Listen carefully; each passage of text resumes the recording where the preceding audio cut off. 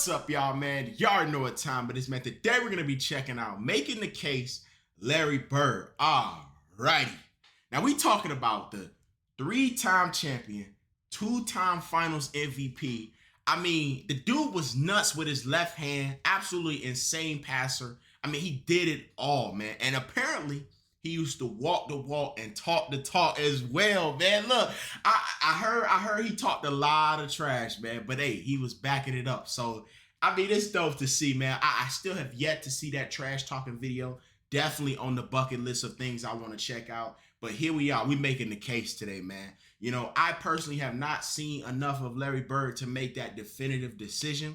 But I will say, I watched a little bit. He's heavily underrated, man. And in my eyes, already top 10 off of what I saw. So today, if we going all the way and making that case, man, I say let's do it, man. Before we get started, if y'all got other artists, other songs, other videos y'all want to see me check out, let me know down below in the comments. And if you do enjoy the video, let's go. Please subscribe. All is special.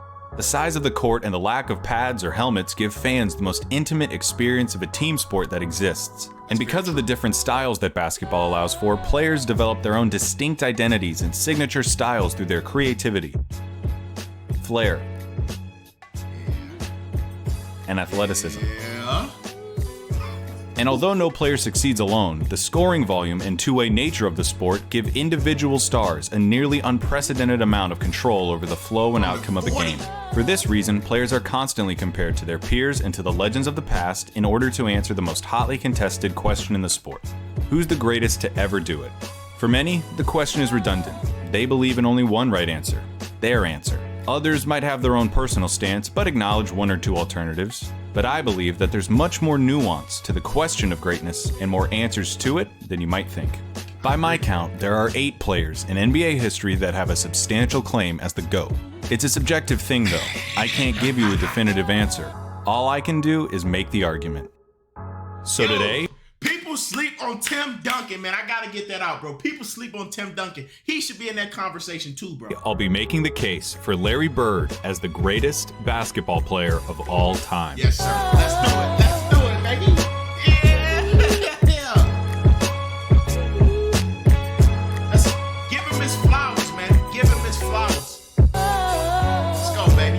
When it comes to basketball, Larry Bird is the smartest, clutchest player to ever play the game. Now, if you don't think that Larry Bird is the greatest basketball player of all time, you probably hate that I just said that. Those are the kind of talking head sport cliches that surely impact the game but are impossible to empirically measure. Normally, I'd agree with you, but I think that when you talk about Larry Bird, you see those intangibles become real, palpable results. I wouldn't have said it if I didn't believe it.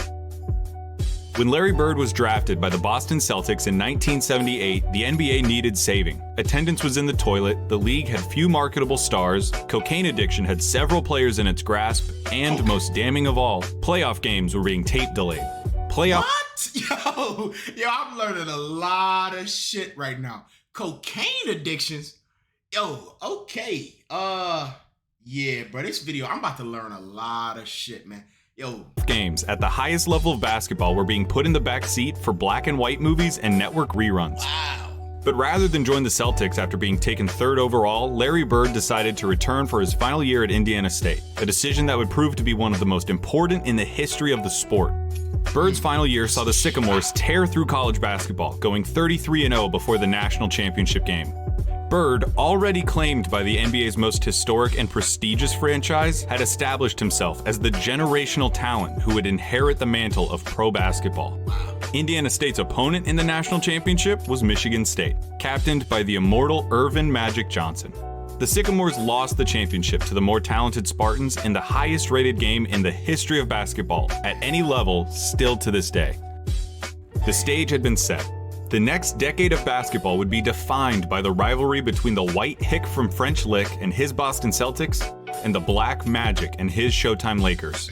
The rivalry between Bird and Johnson is entwined into the fabric of the NBA and is worthy of 100 documentaries. In this video, though, we're going to be looking at Bird's claim of supremacy. Here's Bird's basketball resume. Ooh, let me read this real quick, bro. And yo, Magic and him battled each other, so they battled a lot, man. I did not know that. prior to learning about a little bit about Larry Bird, man. 3 regular season champion, boom, 12 time. Whoo, man, it's full, man. His accolades full, baby. His 3 championships come with perhaps the highest collective degree of difficulty of any player's championships. His 3 MVPs came consecutively, making him only the 3rd player to accomplish the feat, along with Bill Russell and Wilt Chamberlain. His 2 finals MVPs are misleading. He was absolutely the best player on the '81 Celtics, but he was only a sophomore, and his 15 points per game in the finals gave the media an excuse to exact a little vengeance on a legendarily difficult interview. His All-Star and first-team selections also come with the caveat that Bird only played for 13 seasons and missed all but 6 games of the '89 season following surgeries on both feet.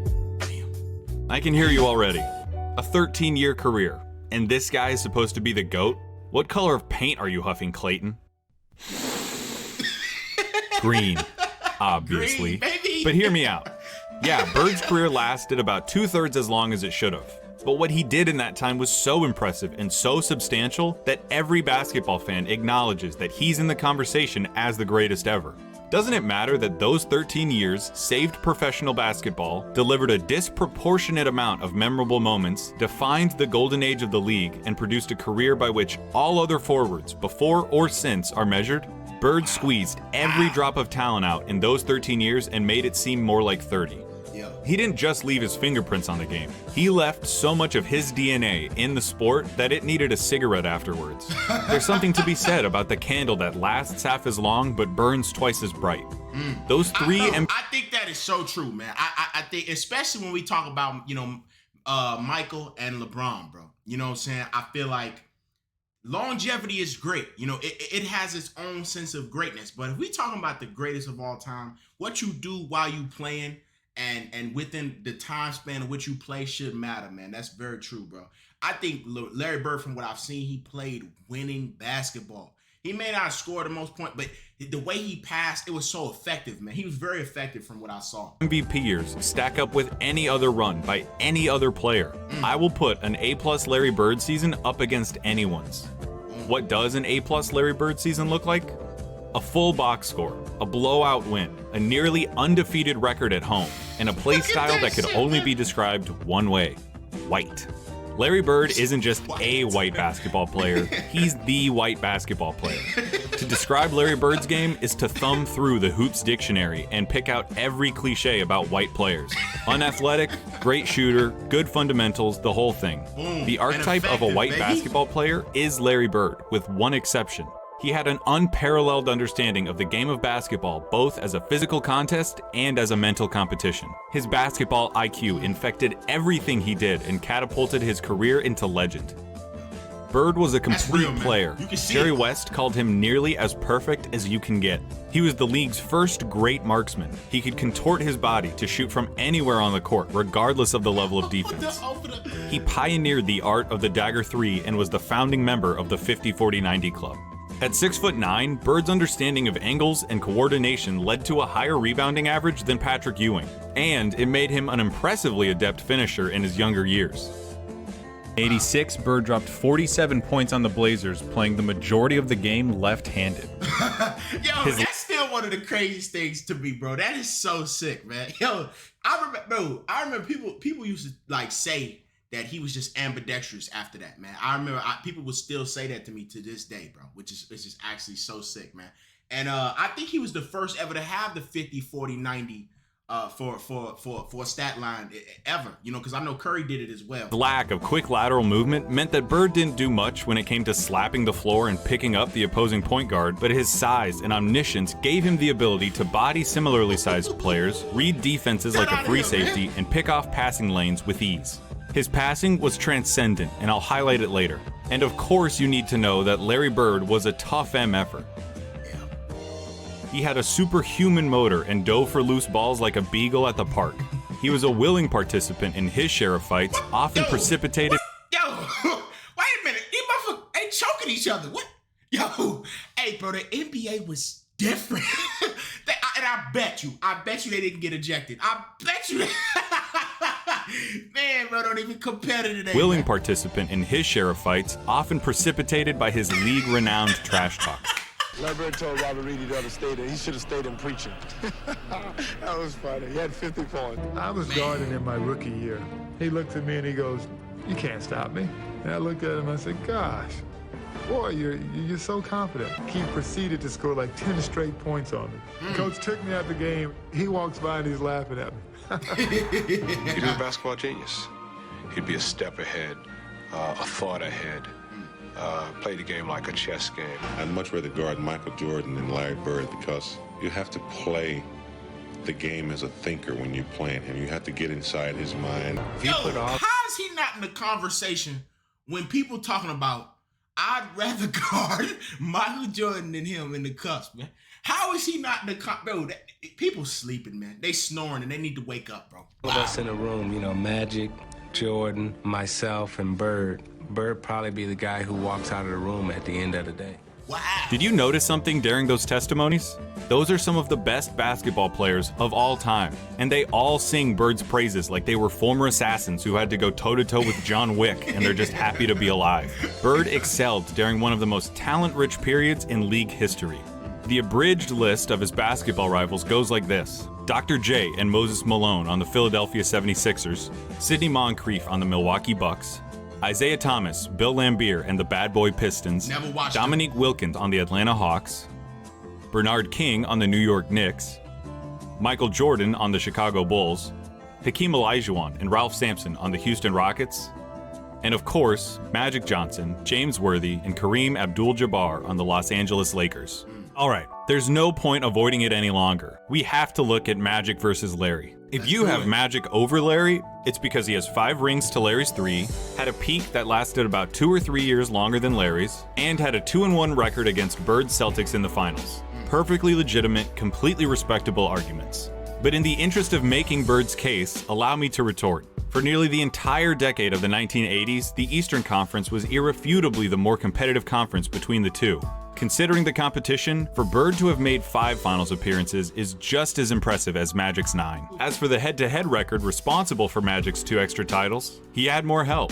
Seriously, the Celtics' Big 3 and the Lakers' Big 3 get compared all the time historically as if they were of equal caliber, but weren't Magic's accomplices just a step above Bird's? No disrespect at all to Kevin McHale and Robert Parrish, but Kareem was the alpha dog on the 71 Bucks and was the best player for at least 2 of the Lakers' 5 titles.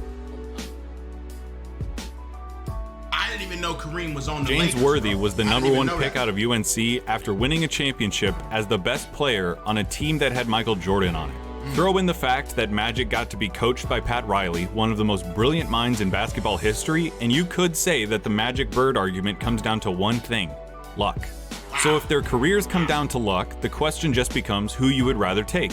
Now, I'm not making this video to tell you why you shouldn't take Magic. I'm making this video to tell you why you should take Bird. Not just over Magic, but over everybody. One thing that helps him is the fact that his play would translate perfectly into the league today. A 6'9" sharpshooting forward with eyes in the back of his head who averaged double-digit rebounds in an era against Moses and Laimbeer. He'd gobble up boards as a power forward. He'd be an offensive mismatch against everybody as a small ball center, and his off-ball skills and passing would pair perfectly with the flow of today's game. Add in his competitive mania and 3 generations worth of medical advancements, and we're talking about a player who could have stuck around so long they would have had to rename the league. As you've been watching these clips of Bird, I would hope that you would notice something. He always knows where everybody is. Watching Bird play basketball is like watching those monsters from A Quiet Place that know where you are if you make any noise at all. Bird had a level of clairvoyance that bordered on the unnatural. In '85, he ended up 1 steal away from a quadruple-double after playing just the first 3 quarters.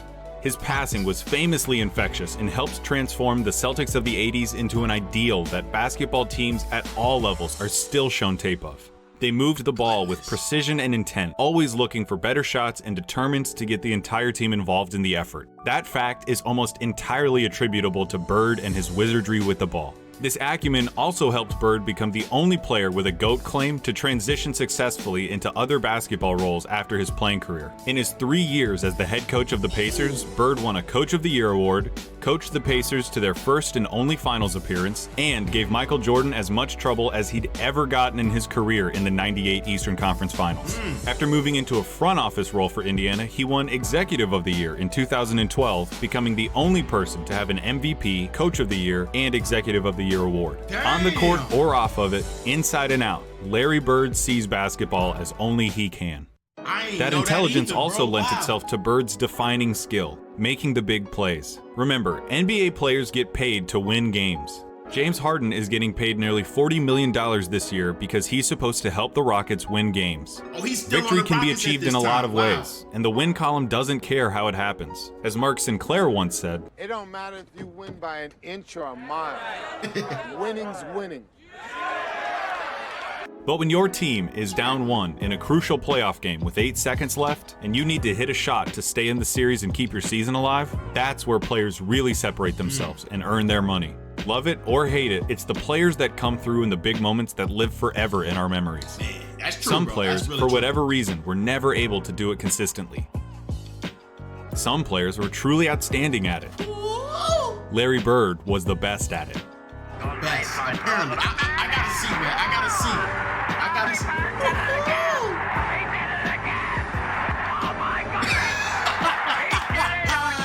I'm not going to give you the stats about his field goal shooting under 2 minutes with a score that's this close, or tell you who has the most buzzer beaters, or any of that. Take that for data.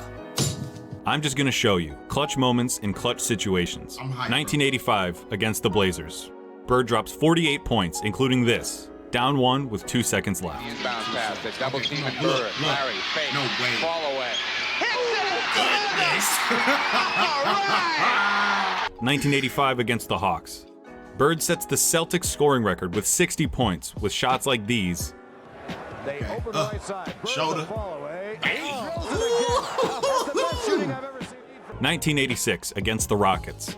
Not all of Bird's clutch moments were singular. The bigger the moment, the bigger his performance. In Game 6 of the 1986 NBA Finals, Bird clinches the championship with a triple-double in what he calls the best game he ever played. 2 seconds on the shot clock. Bird wants a three. Oh my goodness. 1987 against the Washington Bullets. Bird hits one shot to tie it before it's waved off because of a timeout. Oh, I remember this. Hits I remember another this. shot to tie it up for real. To tie it up for real. Look at that. Off one leg. Bang. And then in double overtime, down 1, he does this. It's going to go to Bird. He's got a shot. Goodness. Gracious. Off one leg again, bro. It's all over. For 3 years, from 1986 to 1988, the three-point contest knew no other champion but Larry Bird. He's still got to drop one here quickly. 14. This is a tie for the money. For the money. Look, he put the hand up. Oh, he's so tough, bro. 1987 He's tough, man. Eastern Conference Finals, Game 5. Tied at 2 games apiece against the Bad Boy Pistons, this enormous game would put the winner 1 game away from the NBA Finals. The Pistons are up 1 with seconds remaining. The ball goes out of bounds off the Celtics. Isaiah Thomas just needs to inbound the ball to win the game. Now that's Mine. Oh, you know, hey, bro, what I have to say, man, I love that he not just showing that he was clutch on offense, bro. You only hear people talk about clutch on offensive side, man. That right there is probably one of the most clutch plays I've ever seen, and I mean that, bro. Look at this. That's insane. Out of bounds off the Celtics. Isaiah Thomas just needs to inbound the ball to win the game. Look at the balance. Look at the balance. Ooh, that's so sick, man. That's sick, bro. I love stuff like that, man. He making the case. There bro. are He truly making the case too many big time. big games and big moments for me to go through without this ending up as a documentary. But that all leads me to this, what I really want to talk about. 1987 NBA Finals, Game 4 against the Lakers. LA is up 2-1, and the Celtics need to win to tie the series and stay alive. Bird hits a 3 with 12 seconds left to go up by 2. Bird goes for 3.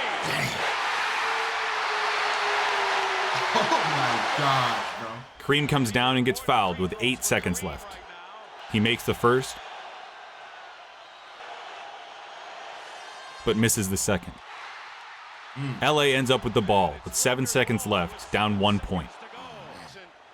post being guarded by Dennis Johnson. Byron Scott is in the ball game now. Magic hits this, the baby skyhook. Magic with a hook shot. Oh, shit. 2 seconds left. Down 1. What is he about to Johnson do? on the inbound. Where he at? He got to hit a 3. Bird fires it. What do you think happens? No, what happened? Oh. I bet it wasn't that. I didn't think. When I paused the tape and the ball was hanging in the air, you thought it was going in. I did. Bird thought it was going in. Magic thought it was going in. I've seen this game before, and I still think it's going to go in. But it didn't. Wow. Pat Riley said it himself. We got lucky. And that, a missed shot in the NBA Finals, is why he's the clutchest. Because after he makes the big plays, has the big games, hits the big shots, time and time again, you expect him to hit every shot, to win every game. And in those fleeting moments when he doesn't, when he looks like a mere human, when he looks like everyone else who tries to do what he does, you just can't believe it. That's what Larry Bird did. Wow. He made the big plays so often, you thought he was going to make them every time. He helped turn basketball into a global phenomenon, paving the way for every Michael Jordan, Kobe Bryant, or LeBron James who comes through our lives. That's dope, man. He played basketball in its purest form and captained a team that is consistently ranked among the greatest of all time. He has the second highest win percentage in the history of the NBA, behind Magic by less than 0.5%, about 10 games. He was the complete package, a player with no holes in his game whatsoever. They called him Basketball Jesus. He didn't get that name without doing something extraordinary. He saved basketball, and he did it by playing it better than anyone else. Wow. Here's Magic at Bird's retirement in 1993. Larry Bird said that there will be another Larry Bird one day. And Larry, there will never, ever, ever be another Larry Bird. To the greatest basketball player ever, but more important, a friend forever. I love that, man. I still love, man, that is dope, man. It's great to see, man. I think. Hey everybody, thank you so much for watching. This was a really fun video to make, and I'm going to continue to make more of them, so please feel free to subscribe. And while you're at it, go ahead and check out my website, Balls and... Check him out, man. Here it is, man. It's Clayton Crowley, man. Check him out, man. This video, Making the Case, he did an absolutely exceptional job with this video, man. And a lot of guys requested it. So here, I want to check it out, man. You know, he's got a website as well. Check all that stuff out, man. But I must say, Larry Bird absolutely is a beast, man. I mean, he definitely has made the case. I gotta see. I'm curious who the other people are he put in the list, because there's 8 people. I'm putting Tim Duncan in the conversation as well, man. But I do think, man, look, bro, Larry Bird is a monster, bro. And I don't care who's in front of me, I'll tell him, hey, man, I think Larry Bird shoot it in your face, hit it right over you, man. The dude was hitting backboard shots. I love this video, man, and I hope you guys enjoyed. If you did, please like the video and subscribe. As always, I love y'all. Peace out.